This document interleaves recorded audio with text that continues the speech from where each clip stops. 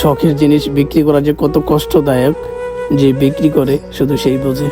আসসালামু আলাইকুম রহমতুল্লাহি ওয়া বারাকাতুহু। আর 1.5 মাস আগে আমি যখন সৌদি আরব থেকে আসি তখন এই গাড়িটা ক্রয় করছি চাঁদপুর ওয়াইলেস থেকে।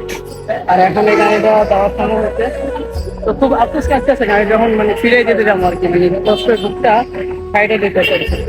তারপরে ভাই কি করেন, আমরা প্রবাসী ভাই, সবাই এখন গাড়িটা আবার সেল করে দিতে আসছি এই চাঁদপুর ওয়ারলেসের মধ্যে। এখন যাবো তারপর উদ্দেশ্যে। শখের এই বাইকটা শুধু একটা যানবাহন ছিল না, এটা ছিল আমার অনেক স্মৃতি আর ভালোবাসার একটা অংশ।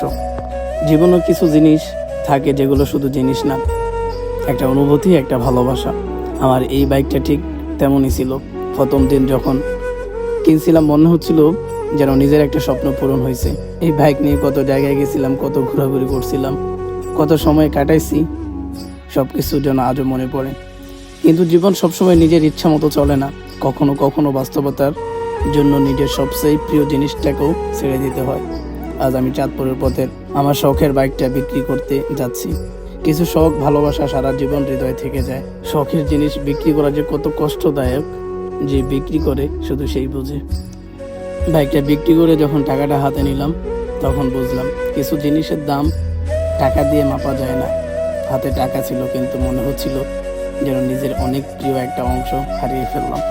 মোটরসাইকেল সেলা দিয়ে যায়, আমি মোটরসাইকেল নাই, হাতের মধ্যে টাকা আছে 2 ঘন্টা। মোটরসাইকেল ঘুরে এলাম, 1.5 মাস চালায় অলমোস্ট 30-35 হাজার টাকা লস। জি ভাই, আমার চকলেট খাইছে।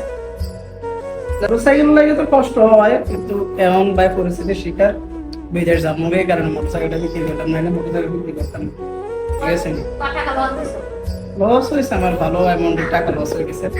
যাই হোক, ইনশাল্লাহ নেক্সট টাইম আইলে ভালো একটা মোটরসাইকেল নেবো। আপনারা সবার জন্য দোয়া করবেন। হাতে একটা হাসি রে ভাত। হাসি দে।